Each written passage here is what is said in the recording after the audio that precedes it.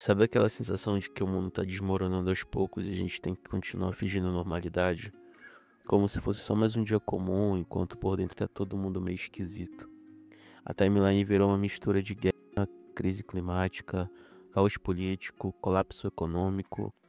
E no meio disso, alguém ainda acha que é uma boa ideia postar 5 passos para ser mais produtivo antes das 6 da manhã. Parece piada, mas é real, tá ligado? A gente vive numa época em que o colapso é silencioso, constante e o pior, ele é inevitável. É como se o apocalipse tivesse virado trilha de fundo do nosso cotidiano, saca? E o que que sobra pra gente que tá no meio disso tudo? Um medo meio abafado, aquela ansiedade que não dá nome e uma apatia que vai crescendo devagar. Tem dia que você sente que precisa fazer alguma coisa, mudar o mundo, levantar do sofá e salvar o planeta. E no outro dia tudo que você consegue fazer é ficar em silêncio, com o olhar perdido, rolando o feed pela milésima vez sem absorver nada. É como se a gente estivesse flutuando entre o cinismo. Aquele tanto faz que vira defesa, saca? E o pânico que paralisa. E o pior, a sociedade ainda espera que a gente reaja com resiliência. Como se fosse normal manter a sanidade no mundo que não faz mais sentido. É tipo aquela metáfora do Titanic. O navio tá afundando e tem gente tentando montar um home office em alguma parte, entre aspas, segura do navio, saca? Imagina isso, que loucura. As estruturas estão rachando, a água tá subindo, mas ainda tem gente que fala pra manter o foco e bater meta se você acordar mais cedo e tal. Por que fingir estabilidade no mundo instável? Além disso ser injusto, é muito exaustivo. A gente não foi feito pra aguentar tudo isso sem surtar. E tá tudo bem surtar. Tá tudo bem não dar conta. Porque ninguém tá dando conta de verdade. Então, esse vídeo não é um manual de sobrevivência milagroso. Não tem fórmula mágica, nem frase de efeito pronta pra colar no espelho. O que tem aqui é uma conversa sincera sobre como se manter firme quando tudo ao seu redor parecer afundar. Não é sobre negar o caos, é sobre aprender a não afundar junto com todo mundo. É sobre aceitar que sim, o mundo tá em crise. E mesmo assim, ainda dá pra viver com algum sentido, mesmo que seja só por hoje. A gente aprendeu a identificar a crise como algo externo. Governo em conflito, bolsa despencando, incêndios florestais em 3 continentes diferentes, mas o colapso de verdade não é só o que aparece nas manchetes. Ele tá dentro da gente também. E esse talvez seja o mais difícil de encarar, porque não tem sirene nem breaking news avisando. Uma ansiedade que parece que nunca some, uma sensação constante de que tem algo errado, mesmo quando teoricamente tudo tá bem.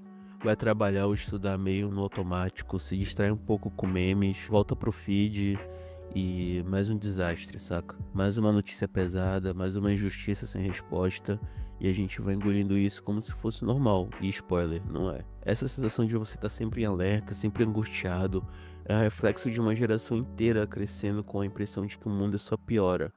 É a fadiga de ser um jovem num planeta em colapso, saca? E ninguém preparou a gente pra isso. E o que piora tudo é o ambiente digital. As redes sociais viraram um campo minado de tragédias, comparações tóxicas e opiniões agressivas. A cultura do doom scrolling, aquele hábito de consumir notícia ruim compulsivamente, virou quase um vício coletivo. E sim, isso adoece. Porque o cérebro não foi feito para processar tanta desgraça de uma vez. Só que a gente continua ali, rolando o feed, como se pudesse encontrar algum alívio na próxima atualização. Só que não vem, entendeu? O que vem é mais culpa, é mais medo, é mais exaustão. No fundo, o que muitos de nós estão fazendo é tentar dar conta de tudo ao mesmo tempo. Ser informado, ser politicamente consciente, ser produtivo, ser saudável, ter opinião sobre tudo, ter futuro. Mas tentar, entre aspas, dar conta de tudo, nesse cenário virou um novo tipo de autoagressão. A gente se cobra como se fosse uma falha pessoal não conseguir funcionar plenamente no mundo que tá basicamente desmoronando. Só que não é falha, é humano. O colapso é real, sim. Mas e o que a gente faz com essa consciência? Isso é o que começa a mudar tudo. Existe uma ideia que muita gente carrega, talvez sem nem perceber, de que a vida só vai andar quando o mundo estiver em ordem. Tipo, assim que tudo se acalmar, eu começo minha rotina. Ou quando a crise passar, aí sim eu consigo focar nos meus planos. Mas, sinceramente, essa ordem talvez nunca venha. E se a gente ficar esperando por um cenário ideal para começar a se mover, corre o risco de ficar parado para sempre. A verdade é dura, mas é libertadora. O mundo não precisa estar estável para que você encontre estabilidade dentro de si. É aqui que entra uma referência antiga, mas que faz sentido demais até hoje: o estoicismo. Não é como uma filosofia inalcançável, mas é uma prática real. A ideia de ser um porto seguro em meio à tempestade não é sobre se isolar ou ignorar o caos. É sobre ser firme por dentro, mesmo quando tudo lá fora balança. A estabilidade pessoal nesse contexto não vem do controle, mas da escolha consciente de manter alguns rituais pequenos, mesmo que o resto esteja um caos. Não para fingir normalidade, mas para não se perder completamente. Tem uma história que circula em textos no Medium sobre uns jovens na Ucrânia reconstruindo suas rotinas em meio à guerra. Parece surreal, mas tem algo que é profundamente humano nisso. Mesmo com sirenes soando, falta de energia e o medo constante de ser bombardeado, essas pessoas estavam tentando manter pequenos hábitos. Estudar 1 hora por dia, cozinhar algo simples, escrever num diário. Não porque acreditavam que isso resolveria tudo, mas porque entendiam que isso era um ato de resistência. Em tempos extremos, manter algo seu, mesmo pequeno, é um jeito de não ceder completamente ao desespero. E dá para trazer isso para o nosso contexto. Não precisa de guia na porta para que sua mente esteja em colapso. Às vezes só o caos diário já é suficiente. E nesses momentos vale aplicar uma técnica simples e realista. Todos os dias, se você puder, faça uma coisa que envolva o corpo. Pode ser alongar, caminhar, dançar, qualquer coisa que você se movimente. Depois, algo que envolva criatividade, escrever, desenhar, tocar alguma coisa, algum instrumento, criar algo seu. E por fim, uma conexão real com alguém, conversar com alguém de verdade, sem tela no meio. Ou pelo menos trocar uma ideia que vai além do convencional, do tipo e aí. Esses 3 pilares não vão resolver o mundo, mas podem sustentar o seu. Porque a estabilidade hoje não é um lugar, é uma escolha. É um conjunto de pequenas práticas que você decide manter, mesmo que tudo ao redor pareça te tirar do eixo. E quanto mais instável o mundo, mais valor essas pequenas rotinas ganham. A gente cresceu ouvindo que produtividade é o segredo do sucesso, que quem acorda cedo, planeja tudo, risca tarefas com eficiência e não perde tempo, vai mais longe. Mas ninguém avisou que tentar aplicar esse manual no meio de um colapso global pode ser um caminho direto para o esgotamento. Hoje, insistir em ser super produtivo sem considerar o contexto é quase uma armadilha, porque produtividade em tempos normais já é difícil. Em tempos caóticos, ela pode se tornar um peso que te afunda ainda mais. O que pouca gente fala é que a produtividade real não é sobre fazer mais coisas, é sobre escolher melhor onde colocar sua energia. E isso agora é essencial. Quando tudo ao redor está gritando por atenção, o verdadeiro desafio é decidir o que ignorar. Parece contraintuitivo, mas ignorar é uma habilidade. É selecionar o que importa para você naquele dia, naquela hora, naquele momento e naquele contexto.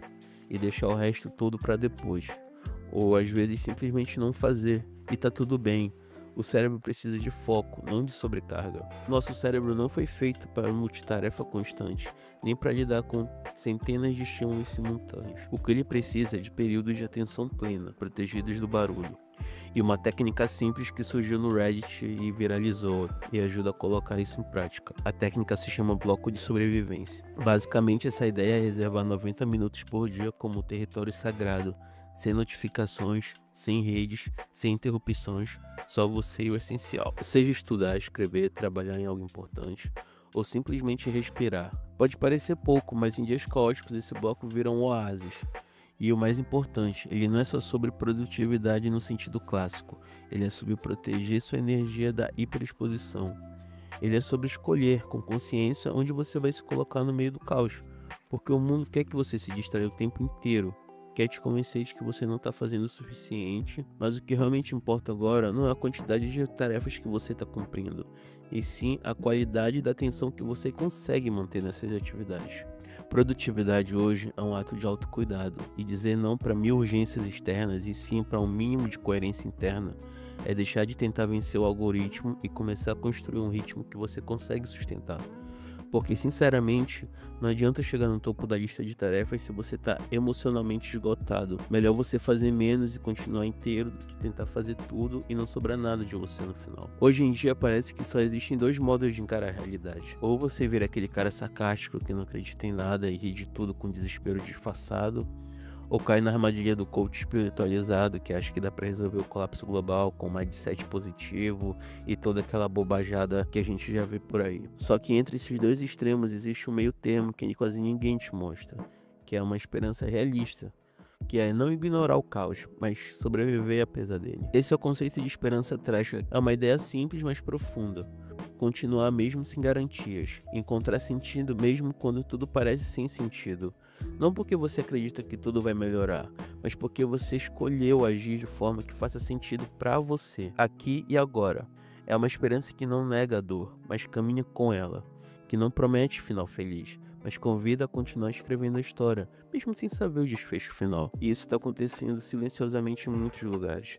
Tem jovens criando comunidades reais, mesmo que pequenas, grupos de apoio emocional, hortas urbanas, coletivos de cuidado, redes de ajuda mútua. Em vez de esperar por grandes mudanças sistêmicas que nunca chegam, eles estão começando por onde dá. Pequeno, próximo, mas concreto. Porque quando tudo parece fora do controle, encontrar um espaço onde você pode contribuir com algo real, mesmo que minúsculo, já muda tudo. Mas acho bom você ficar atento a uma coisa. Tem muito escapismo sendo vendido como esperança.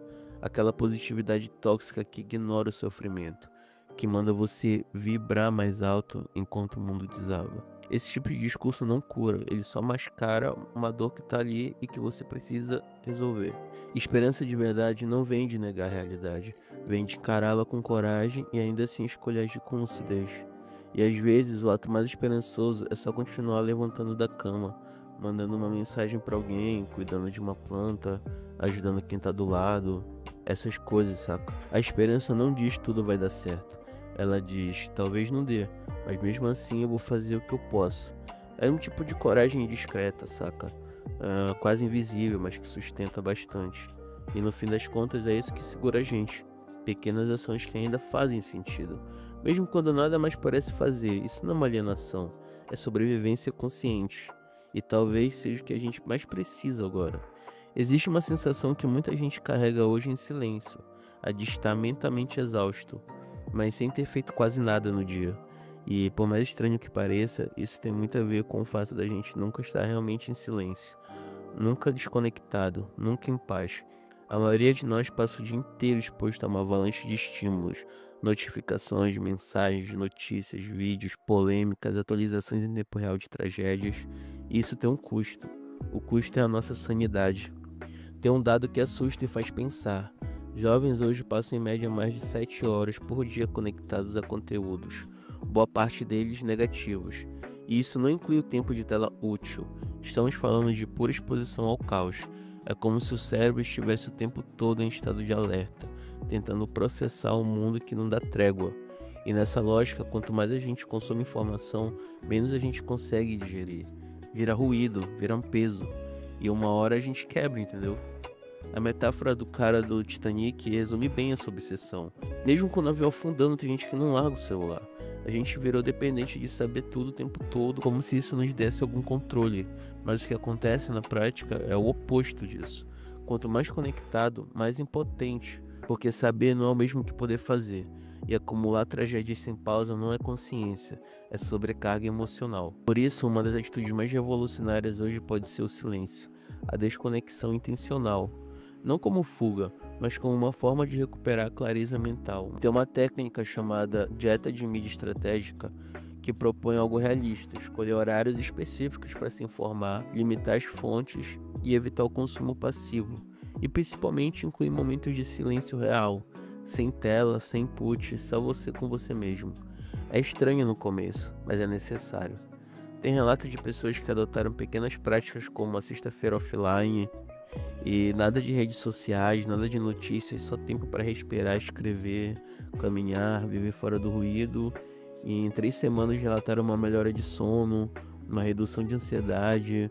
As pessoas começaram a ter mais foco e mais clareza sobre o que realmente importa. Porque às vezes o que está travando a nossa mente não é a falta de respostas, é o excesso de estímulos sem pausa. Se desconectar não é se alienar, é criar espaço interno para processar o que realmente importa. E no mundo onde todo segundo alguém tenta capturar sua atenção, escolher o silêncio é um ato de rebeldia consciente. É dizer, eu não preciso consumir tudo, eu não preciso saber de tudo, eu só preciso de vez em quando me ouvir de verdade. Se você gostou desse conteúdo, deixa o seu like e se inscreve no canal para me ajudar a trazer mais vídeos para vocês. Por hoje é só, valeu, falou!